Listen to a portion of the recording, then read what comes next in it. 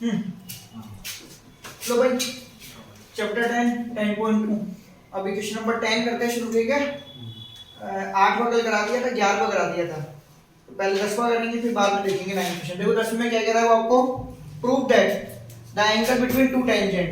वो ये कह रहा है जो दो टेंजेंट हैं उसके बीच में बनने वाला angle drawn from an external point, वो टेंजेंट एक्सटर्नल पॉइंट से बनेगी टू ए सर्कल इस सप्लीमेंट्री। सप्लीमेंट्री का मतलब होता है दो एंगल का सम 180 डिग्री।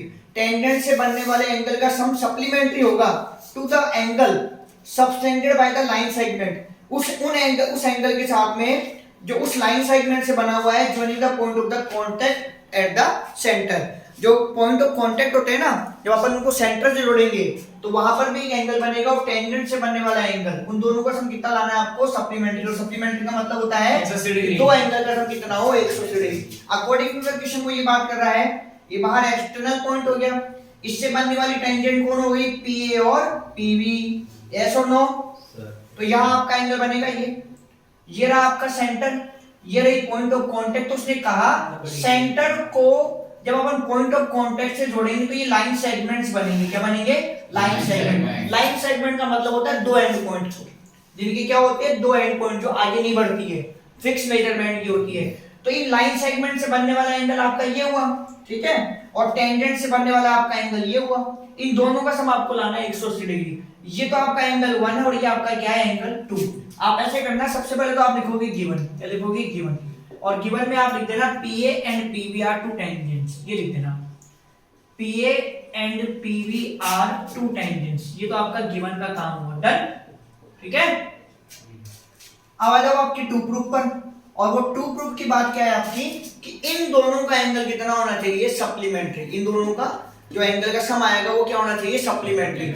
सप्लीमेंट्री का मतलब होता है इन दोनों एंगल का सम कितना होना चाहिए, 180 डिग्री। आप ऐसे एंगल को नाम दे सकते हो, आपके मन में आ रहा होगा कि कैसे एंगल को नाम दे सकते हो, तो बिल्कुल ऐसे एंगल को नाम दे सकते हो। अब आपको 10.1 में मैंने क्या पढ़ाया था, सेंटर से जाने वाला लाइन सेगमेंट वो टेंजेंट पर क्या होता है, परपेंडिकुलर। 10.1 में ये ऐसे बढ़ी हुई थी ना, फिर अपन यहाँ पे 90 डिग्री देखते थे, तो यहाँ पर आपका जो एंगल ए जो है ना, ये कितने डिग्री का है, 90 डिग्री का। तो फिर ये भी कितने डिग्री, ये भी ऐसे बढ़ाते थे, ये भी कितने डिग्री का होगा, 90 डिग्री का। कितना होगा, 90 डिग्री का। अब ये आपको जो दिखाई दे रहा है PAOB, क्या बोलोगे इसको, कौन, क्या है ये, बिल्कुल क्वाड्रिलेटरल। कंस्ट्रक्शन में कुछ भी नहीं है, छोड़ देना। अब आ जाओ प्रूफ, और प्रूफ में आप लिखना PAOB is a quadrilateral, is a quadrilateral. ये आपका क्या हो गया, क्वाड्रिलेटरल। तो 1 2 3 4, इन चारों एंगल का सम कितना होता है, 360 degree. Angle sum property of triangle quadrilateral. तो 90 plus 90 plus angle 1 plus angle 2 बराबर 360, और ब्रैकेट में क्या लिख देना, ASP। क्या लिख देना, ASP, angle sum property of quadrilateral. Clear? 90 plus 90 कितना होगा, 180, प्लस एंगल 1 प्लस एंगल 2 बराबर 360। ये 180 वहां ले जाके माइनस कर दो, तो 1 प्लस 2 बराबर कितना हो जाएगा, 360 माइनस 180, तो 1 प्लस 2 बराबर कितना हो जाएगा, 180। Hence proof. लिखो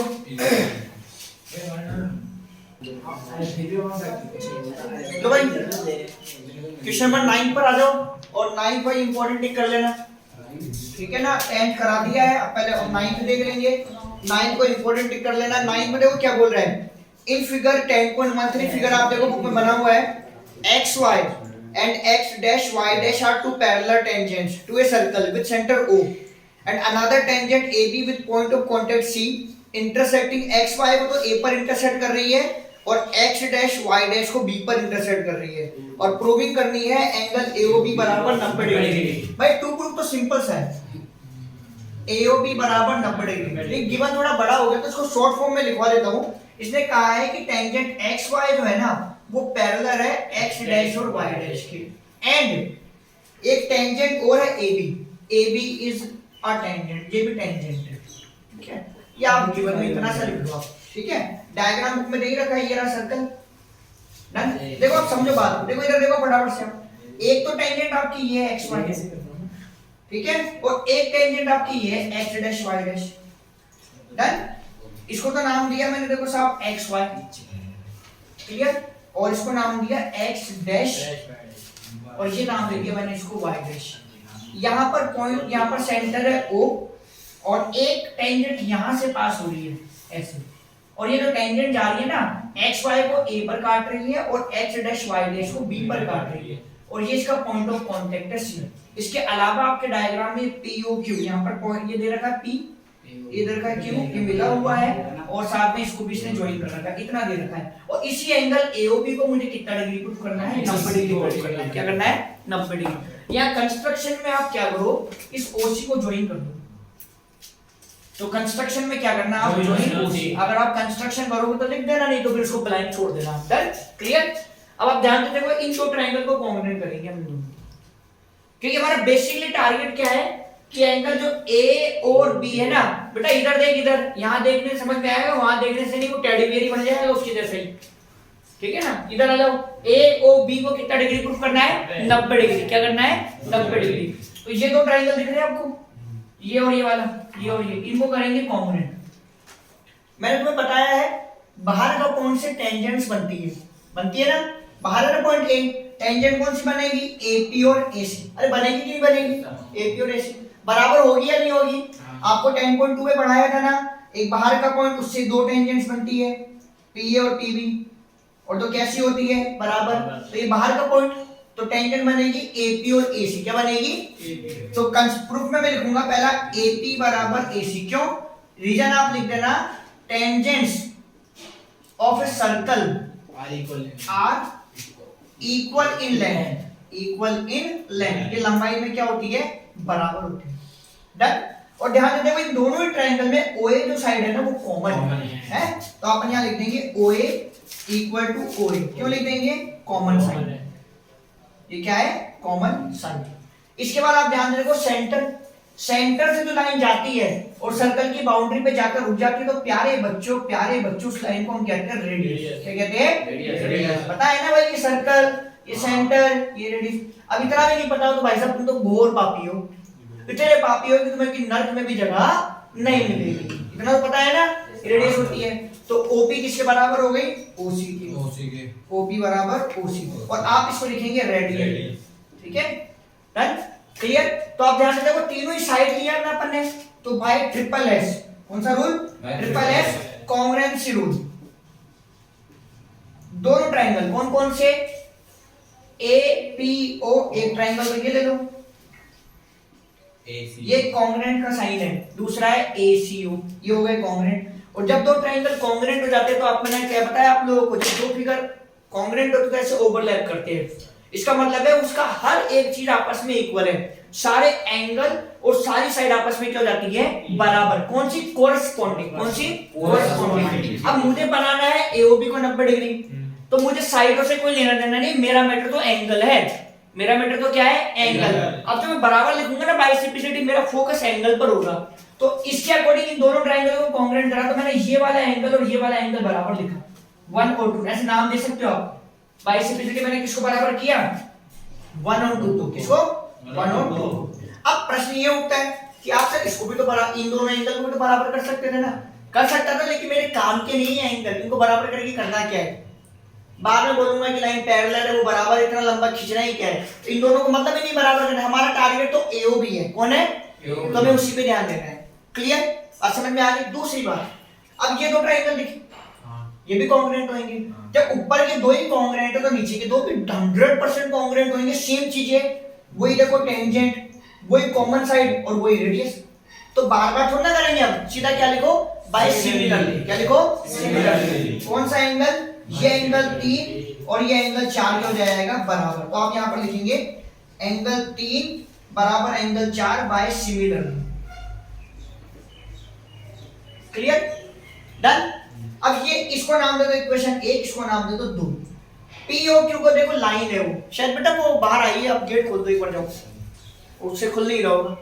आ गई? अच्छा, ये POQ लाइन है ना POQ, तो POQ इज अ लाइन। आ जाओ, ये लाइन है, तो लाइन पर जो आपके एंगल्स बनते हैं उनका सम कितना होता है? 180 होता है ना उनका। ठीक है? तो ये लाइन पे अकॉर्डिंग मैं बात करूं तो एंगल 1 प्लस 2 प्लस 3 प्लस 4, देखो 1 2 3 4 है ना, 3 4। इनका सम कितना हो जाएगा 180 हो जाएगा 180। अब ये बात समझो, एक बात बताता हूँ, एक लाइन और उस पर अगर दो ही एंगल बनते हैं एक्स और वाई, वो छोटी सी बातें हैं, इसको तो अपन बोलते हैं हमेशा एलपी। क्या बोलते हैं? एलपी। एलपी मतलब लीनियर। लेकिन यही लाइन वापस से हो और एंगल अगर क्या हो जाए 1 2 3 या 2 से ज्यादा, तो जब उनका सम हम बोलेंगे ना 180 डिग्री के बराबर, तो उसको बोलेंगे स्ट्रेट एंगल, नॉट लीनियर। क्या बोलेंगे उसको? Straight angle. तो हमारी जो सिचुएशन है उसमें आप ध्यान से देखो, हमारी लाइन तो है लेकिन नंबर ऑफ एंगल कितने हो गए? 2 से ज्यादा। कितने हो गए? 2 से ज्यादा। तो हमारा जो 180 है ना, वो आपका क्या कहलाएगा? Straight angle. क्या कहलाएगा? यार एक जन पीछे बैठ जाओ, पेपर देना है ना, तो आगे पीछे बैठ जाओ, समझो तुम चीटिंग करोगे यार। थोड़ा मामला सेट करो, ऐसे लगे चीटिंग नहीं करी तुमने। आगे पीछे हो जाओ, डन। तो आप यहाँ पर क्या रीजन लिखेंगे? Straight angle. आप पूरा लिख लेना स्ट्रेट एंगल। बात समझ आ गई ना? अगर एक ही लाइन पर मात्र दो एंगल हो, ठीक है ना, तो अपन बोलते हैं लीनियर पेयर। क्या बोलते हैं? Linear pair. लेकिन एक ही लाइन पर कितने एंगल हो जाए? 2 से ज्यादा, तो अपन उसको अपन क्या बोलेंगे? Straight angle. क्लियर? बात समझ में आ गई? अनिश तो माथा पकड़ के बैठा हो क्या रहा है? अगर 9th क्लास में अच्छे से ज्योमेट्री पढ़ी होती तो आज इतनी बुरी हालत नहीं होती, सही ना? अब इधर आ जाओ ध्यान से, एंगल 1 और एंगल 2 बराबर है।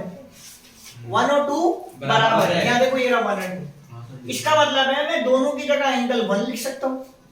अरे 1 2 के बराबर है, तो मैं दोनों की जगह एंगल 1 लिख सकता हूँ या दोनों की जगह एंगल 2 लिख सकता हूँ। लेकिन हमारा जो जवाब है एंगल AOB 90 डिग्री, वही इसका उत्तर देगा।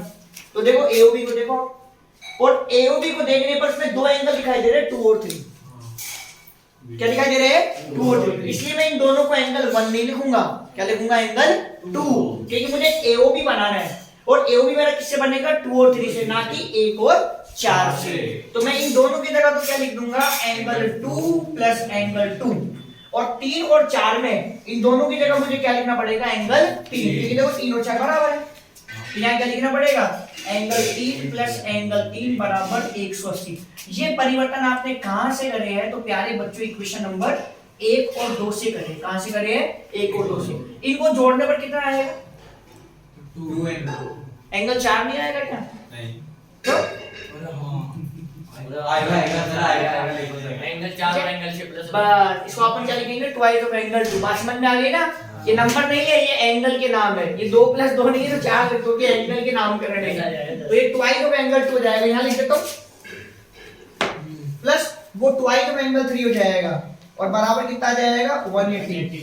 2 ऐसे कॉमन, तो एंगल 2 प्लस एंगल 3 बराबर 180 और 2 का देखो आप डिवाइड। एंगल 2 प्लस एंगल 3 बराबर 180 डिवाइडेड बाय 2, तो कितना जाएगा? 90। और प्यारे बच्चों 2 और 3 का सम अगर बोलेंगे तो क्या बनेगा? AOB। क्या बनेगा? इस पूरे का नाम क्या लिख देंगे? AOB। और बराबर लिख देना 90 डिग्री और यहाँ लिख देना हैंस प्रूफ।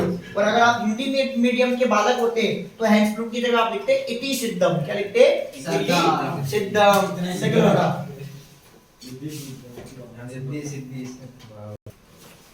हाँ जी, अब आप ध्यान देते हो भाई, किसकी बात कर रहे हैं? क्वेश्चन नंबर 13 की। 9 की सीधी जीरोक्स कॉपी क्वेश्चन नंबर 13। तो मतलब क्वेश्चन नंबर 9 और क्वेश्चन नंबर 13 में कोई अंतर नहीं है। 9 ही 13 है और 13 ही 9 है। तो सुनो साहब, क्वेश्चन नंबर 13 देखते हैं और इंपॉर्टेंट है भाई, ठीक है ना? Not only important, even v की power n important. How much?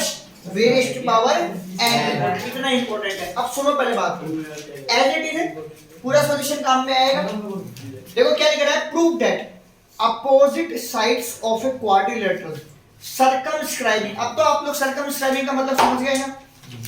समझ गए क्या? एक सर्कल और जो भी क्वाड्रिलेटरल हो या ट्रायंगल हो, वो उसको बाहर से टच करे। क्या करे? बाहर से टच करे उसको। तो quadrilateral circumscribing a circle subtend supplementary angle at the centre of the circle. देखो समझो मतलब क्या था। इसका मतलब ये है, इस सर्कल को जो क्वाड्रिलेटरल सर्कमस्क्राइब कर रहा है, उसकी अपोजिट साइड, कौन सी? अपोजिट साइड, सेंटर पर जो एंगल बना रही है उसका सम 180 डिग्री होगा। तो आपका सॉल्यूशन एज इट इज इसी से करवा लेता हूं। याद देखो, ये मैं बना लेता हूं क्वाड्रिलेटरल। इसका मतलब ये हटा दो, ये काम का नहीं है, ये हटा दो, जिससे आपको क्या है? एक ही सवाल में आपके 2 सवाल रहेंगे, ठीक है ना? मतलब एक तीर चलाओगे आप और सीधे 2 निशाने, सीधे 2 टारगेट रहेंगे आपके एक साथ। डन? ठीक है ना? A B सी यहाँ पे लिखा हुआ है तो सी नाम नहीं दूंगा, यहाँ नाम दे दो बी और यहाँ नाम दे दो ई। क्लियर? और ये जो पॉइंट ऑफ कांटेक्ट है इसको नाम दे दो एफ। डन। अब समझो उसकी भाषा क्या है। गिवन में तो आपको ये लिखना है A B D E, it is quadrilateral, is a quadrilateral. Done. To proof में देखो क्या लिखना है आपको, इनकी जो अपोजिट साइड है ना, अपोजिट साइड में वो सेंटर पर कितने डिग्री का एंगल बना रही है, 180 डिग्री। दोनों एंगल बनेंगे ना अपोजिट साइड से उसको जोड़ने पर। तो देखो बीडी जो है ना वो सेंटर पर एंगल बनाएगी बी और डी, तो ओडी को जोड़ना पड़ेगा। कौन सा एंगल बनाएगी, बी और डी। प्लस ये ए ई अपोजिट साइड, ये सेंटर पर कौन सा एंगल बनाएगी, ए ओ ई, तो ओ ई को जोड़ना पड़ेगा। ठीक है ना? तो एंगल ए ओ ई बराबर कितना आना है, 180। ये इन दोनों अपोजिट। अब इन दोनों पे आ जाओ। ए बी सेंटर पर क्या बनाएगी, ए ओ बी, क्या बनाएगी, ए ओ बी। प्लस ये डी ई क्या बनाएगी, डी ओ ई, क्या बनाएगी, डी ओ ई। और इनका टोटल कितना आना है आपको, 180। अब जो आपने ज्वाइन करे ना ओ ई, ओ डी, ओ सी, ये सारे कंस्ट्रक्शन में लिख देना पहले। अब आपका पूरा एज इट इज इतना सॉल्यूशन तो यूं की यूं कहां तक, यहां तक।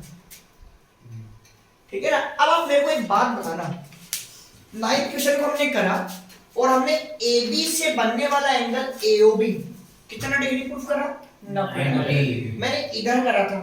ठीक है ना? अगर मान लो यही काम अगर मैं कहां पर करूं, डी, तो डी से बनने वाला एंगल कौन सा होगा, डी ओ ई, वो भी कितने डिग्री आएगा, 90 डिग्री। अरे आएगा ना 90 डिग्री। तो मैं यहाँ पर लिख रहा हूँ सिमिलरली करके, यहाँ तक तो आएंगे आप, है ना? यहाँ तक तो आप आएंगे। और आप वो कॉपी तो आपको एज इट इज करना है ये, तो ये मैं थोड़ा सा मिटा देता हूँ क्योंकि आप 9th वाले में से कॉपी कर लेना। देखो ये मैं कर चुका प्रूफ, AOB बराबर 90 डिग्री मैं पहले ही प्रूफ कर चुका हूँ। इसके बाद ये AB से बनने वाला एंगल लग रहा सिमिलरली, अगर मैंने इधर वाले ये ज्वाइन करता OF, इधर वाले कॉन्ग्रुएंट करता ट्रिपल एस से, तो एंगल कौन सा DOE कितने डिग्री का आता, 90 डिग्री का। तो ये मैंने लिखा एंगल DOE 90। अगर मान लो यही काम मैं BD से करता तो करता नहीं, ये दोनों कॉन्ग्रुएंट करता, फिर ये दोनों कॉन्ग्रुएंट करता, ऐसे जोड़ रखा होता है इसको, करता नहीं दोनों कॉन्ग्रुएंट में। तो यहां जब मैं BD से करता तो एंगल BOD कितने का बनता, बोलो 90 डिग्री। अब कौन सा बचा, A। ऐसे अगर A वाला करता तो कौन सा एंगल 90 डिग्री बनता, AOE बराबर कितना बनता, 90 डिग्री। ये तीनों मैंने लिख दिया बाय सिमिलरली। क्लियर? आई बात समझ में? अब इसको और इसको जोड़ना है मुझे, तो मैंने यहाँ पे लिखा angle BOD plus angle AOE बराबर, BOD की वैल्यू कितनी है, 90, AOE की वैल्यू कितनी है, 90, तो 90 प्लस 90 कितना हुआ, 180। अब इनको जोड़ लेते हैं, AOB प्लस DOE, AOB कितना है, 90, DOE कितना है, 90, और 90 प्लस 90 कितना हो जाएगा, 180। क्लियर? तो पहले 9th वाला पूरा सॉल्यूशन क्या एज इट इज, उसके बाद ये 4-5 लाइन, और आप गिवन चेंज कर लो, टू प्रूफ चेंज कर दो। चलो ये आपका क्वेश्चन हो गया 13। लो भाई देखो फटाफट से, क्वेश्चन नंबर 12 है, लास्ट क्वेश्चन है भाई आज की क्लास का। और देखो क्या बोल रहा है, अ ट्रायंगल है ABC circumscribe to a circle of radius 4 centimetre. ये जो ट्रायंगल है ना तुषार, ये जो ट्रायंगल है ना वो सर्कल को सर्कमस्क्राइब कर रहा है, मतलब ट्रायंगल की तीनों साइड सर्कल को बाहर से क्या करेगी, टच करेगी। आगे बोल रहा है सेगमेंट एक BD और एक CD which BC is divided by the point of contact D, और उसके लेंथ दे रखी है 8 और 6। आपको बोल रहा है AB और AC की मेजरमेंट कैलकुलेट करो। देखो समझो बात को यार, आपका एक सर्कल है और बात करें, सही बना क्या सर्कल, बिल्कुल परफेक्ट बोला है। लो साहब, एक आपकी ऐसे जा रही है ट्रायंगल की साइड और एक आपकी ऐसे जा रही है। डन? ठीक है? ये आपका ट्रायंगल है, ट्रायंगल का नामकरण यहाँ से है A, फिर B, फिर C। ये है इसका पॉइंट ऑफ कांटेक्ट D, और यहाँ पर इसने मेजरमेंट दिया, ये तो दिया है 6 सेंटीमीटर का, और ये दिया है इसने 8 सेंटीमीटर का, और इस सर्कल की रेडियस कितनी दी है, 4 सेंटीमीटर। कितनी दी है रेडियस, 4 सेंटीमीटर। क्लियर? बात समझ में आ गई? और आपको AC और AB कैलकुलेट करके बतानी है क्या है। AC नहीं पता है और AB भी नहीं पता, ये दो मेजरमेंट निकालने हैं। क्लियर? देखो 3 एक्सटीरियर पॉइंट है। कितने एक्सटीरियर पॉइंट है? तो टेंजेंट्स का पेयर भी 3 बार बनेगा। अगर ये CD है तो इसको नाम दे दो, मैं आपको यहाँ नाम दे दो E, यहाँ नाम दे दो F। क्लियर? तो ये CD किसके बराबर होगी साहब? CD किसके बराबर होगी? क्यों?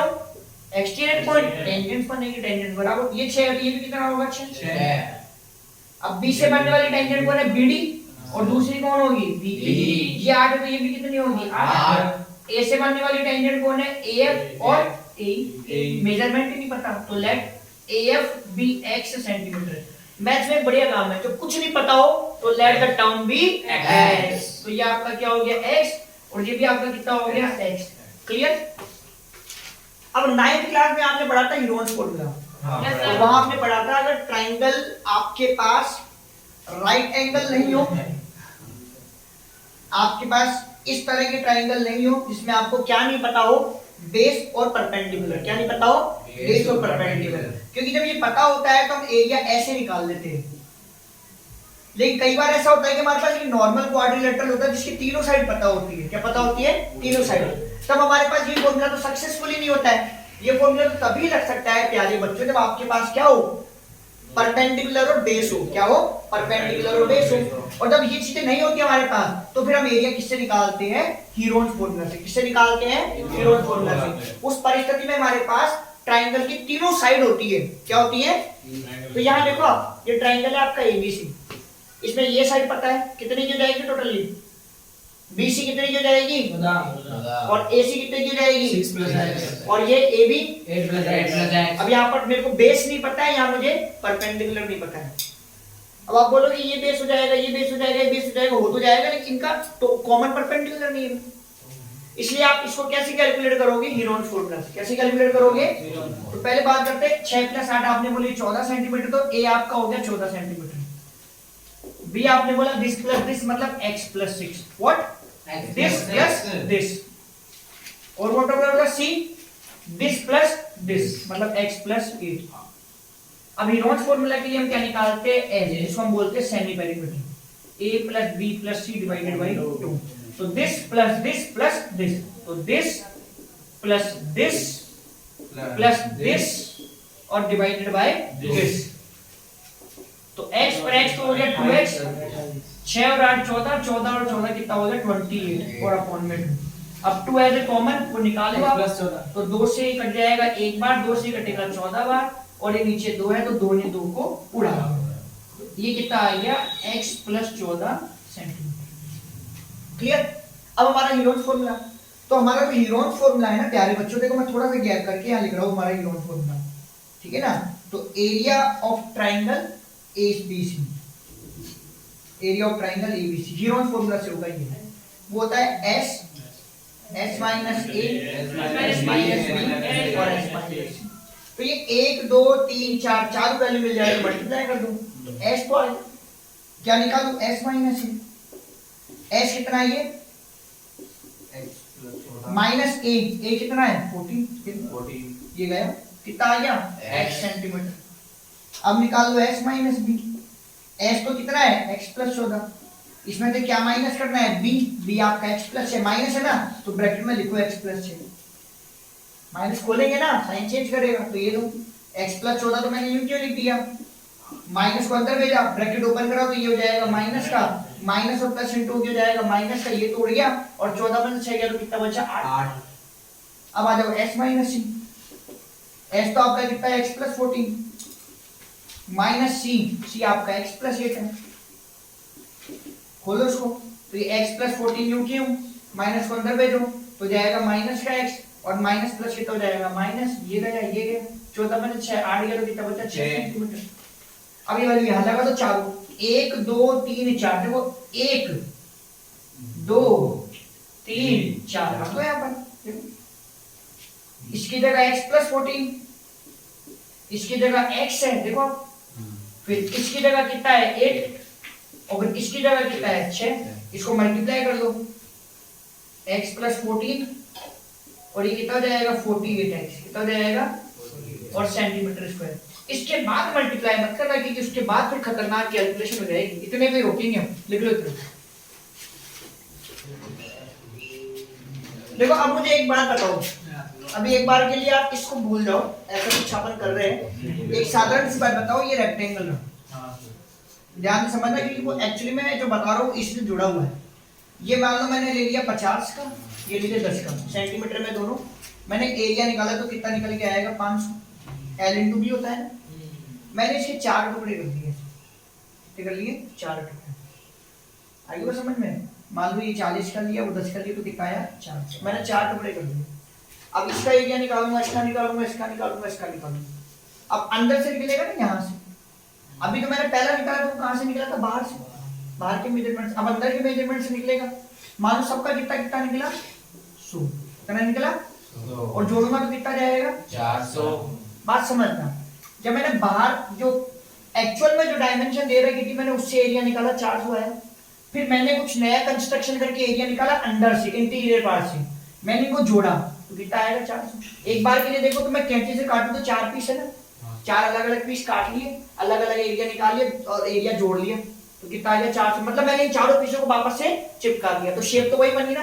क्लियर? बात समझ में आ गई? अब अपने सवाल पर आओ। बाहर से एरिया निकाल लिया, लेकिन रहस्यमय x अभी भी मेरा फंसा हुआ है, क्योंकि जब तक x नहीं निकलेगा ना तब तक आप 6 + x की वैल्यू नहीं बता सकते, और 6 + x की वैल्यू बताओगे तभी AC आएगा, और तभी आपका 8 + x आएगा, और तभी आपका क्या आएगा AB। इसलिए मैंने क्या करा, अंदर से कंस्ट्रक्शन कर रहा हूँ।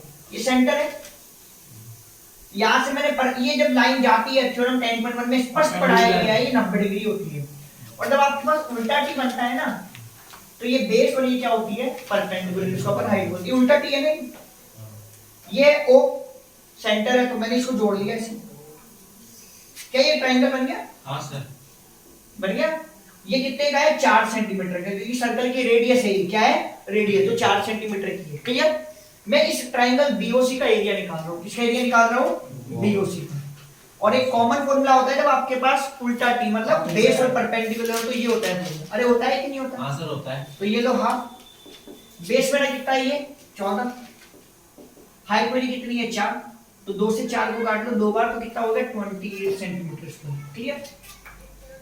अब मैंने क्या करा, इस O से E पे परपेंडिकुलर ड्रॉप कर दिया थ्योरम 10.1 के अकॉर्डिंग। टेंजेंट है ना, तो यहाँ पर कितने डिग्री बनेगा 90 डिग्री, और ये भी कितने का है 4 का, और मैंने इसको ज्वाइन कर लिया। अब ये ट्रायंगल और बन गया, देखो अंदर BOA, और ये देखो उल्टा टी है, ऐसा दिख रहा है उल्टा टी, ये बेस होगा और ये आपका परपेंडिकुलर होगा। ट्रायंगल क्या बना BOA, तो एरिया ऑफ BOA, और वो क्या हो जाएगा हाफ इनटू बेस, ये बेस है आपका x + 8 है या नहीं है? अरे उल्टा टी, और ये आपकी हाइट है 4, तो 2 से 4 को काटना, फिर तुम में से कई एक्सपेरिमेंट करेंगे 2 से 8 को भी काट देंगे, फिर आंसर पता नहीं क्या आएगा, वो नहीं कटेगा बाहर वाला कटेगा। अब 2 को अंदर भेजो तो कितना हो जाएगा 2x + 2, और एरिया है तो सेंटीमीटर स्क्वायर। क्लियर? अब यहाँ देखो एक ट्रायंगल और बन गया AOC, तो ये एक परपेंडिकुलर और ड्रॉप कर दो यहाँ पे, ये देखो उल्टा टी वापस दिख गया ऐसे। यहाँ से एक और का एरिया निकाल लो AOC का, इसका एरिया निकाल लो AOC का, फॉर्मूला वही हाफ इनटू बेस, ये रहा बेस आपका x + 6, और हाइट आपकी कितनी है 4, तो 2 से क्या काटेंगे 4 या 6? 6 को ही काटेंगे। ठीक है, मल्टीप्लाई कर लो कितना हो जाएगा ये 2x + 12 सेंटीमीटर स्क्वायर। अब आप ध्यान से देखो, ये 3 ट्रायंगल के पीस है अंदर वाले, दिख रहे? मैं अगर इनको तीनों को कैंची से काट लूं अलग अलग रख लेता, ये देखो तीनों पीस अलग अलग एरिया आ गया। मैं इन तीनों को वापस से अगर चिपकाऊंगा तो वापस से ट्रायंगल ABC तो बनेगा। तो इसका मतलब ये चिपकाने का मतलब पेस्टिंग करने का मतलब है ये जो मैंने एरिया निकाले ना, इन तीनों एरिया को सम कर दो। क्या कर दो? सम, वो इसके बराबर है। जैसे मैंने वो अभी रेक्टेंगल बना के बताया था, बाहर से 400 आया, जब मैंने अंदर पीस करे तो सबको जोड़ा अलग अलग तो कितना आएगा 100 वापस जोड़ेंगे तो 400 आएंगे। तो इन सबको जोड़ने पर जो एरिया आएगा ना वो इसके बराबर होगा, क्योंकि इन तीनों को जोड़ने पर कौन सा ट्रायंगल बन जाएगा ACD। कौन सा बन जाएगा ACD। तो इन सबको जोड़ो तो देखो आपके 2 और 2 कितना हो जाएगा 4x, इसको और इसको जोड़ना है तो 2x और 2x कितना हुआ 4x, 12 और 16 28, 28 और 28 56, और ये आंसर प्यारे बच्चों इस एरिया के बराबर होगा, क्योंकि इनका टोटल और इसमें कोई अंतर नहीं है। इनका टोटल ही ये है और यही इनका टोटल है। तो ये x + 14 हो गया आपका, और साथ में आपका कितना हो गया 48x। क्लियर? होप सो समझ में आ गई। फिर जैसे ही दिमाग में अंडर रूट आता है तो हमारा क्या काम होता है, अंडर रूट को उठाना, और अंडर रूट को उठाने के लिए स्क्वायर करेंगे। तो अभी मेरी बात को फिर ध्यान से समझना, अगर आपने इस परिस्थिति में स्क्वायर कर दिया तो फिर तुम फंस जाओगे धर्म संकट में। कौन से संकट में फंस जाओगे? धर्म संकट में। अगर आपने इस परिस्थिति में स्क्वायर कर दिया तो इसका होल स्क्वायर खोलोगे तो बड़ी वैल्यू आएगी। क्या आएगी? बड़ी वैल्यू। तो उस धर्म संकट से निकलने का जो उपाय है वो ये है, पहले इसमें से 4 लो कॉमन। क्या लो? 4 कॉमन। आगे बात समझ में? तो देखो मैंने धर्म संकट में फंसने से बचा लिया। पहले 4 लो आप कॉमन, तो जैसे 4 कॉमन लोगे आप तो यहाँ से क्या बचेगा? x plus 14। क्लियर? और ये आपका एज इट इज, ठीक है? x प्लस 14 यूं की यूं और ये 48x यूं की यूं। Now squaring both the side. Now by taking squaring both the side। यार इतना लिखता नहीं, मैं पहली बार लिख रहा हूँ इतना शॉर्ट फॉर्म में लिख दे तो now taking squaring both the side. तो 4 का स्क्वायर, स्क्वायरिंग तो मैं लिखता ही नहीं कभी, एस क्यों लिख के छोड़ देता हूं? 4 का 16, हां स्पेलिंग याद नहीं रहती है। x प्लस 14 पर क्या हो जाएगा? x प्लस 14 का होल स्क्वायर। अब जब अंडर रूट का स्क्वायर करूंगा तो अंडर रूट ऊपर हो जाएगा, तो बचेगा क्या? x प्लस 14 और 48x। ये पावर है इसका, स्क्वायर है तो इसका मतलब क्या होता है? ये नंबर कितनी बार लिखा जाएगा? 2 बार। 2 बार। और यहाँ पर कितनी बार है? 1 बार। तो ये पूरा 1 बार काट दो, इधर से पावर काट दो। पावर काटने का मतलब है 2 बार था, 1 बार कट गया। 16 और 48, तो 16 देखो 48, ओहो ये लो 1 बार, और ये कितनी बार गया? 3 बार। क्या है ना 3 बार। बचा क्या? x प्लस 14, यहाँ से क्या बचा? 3x। ये प्लस का x मान जाओ तो 14 बराबर कितना हो जाएगा? 3x minus x। तो प्यारे बच्चों 14 बराबर आएगा 2x, तो यहाँ से x की वैल्यू आएगी 14/2 को कितनी आ जाएगी? 7 सेंटीमीटर। कितनी आ जाएगी? 7 सेंटीमीटर। अब क्या निकालना है? AC, और वो है 6 प्लस x। कितना है? 6 प्लस x, और x कितना है? 7। तो कितना हुआ? 13। अब निकालना है AB, कितना लगा क्वेश्चन है? और AB कितना है? 8 प्लस x, तो x कितना है? 7। आज तो तेरे को हलवाई क्वेश्चन याद आएंगे क्योंकि आज चौथ का जो व्रत है, तो आज सबके घर में हलवे तो बनेंगे। हाँ सर, सेंटीमीटर बिल्कुल ठीक है। मूंग का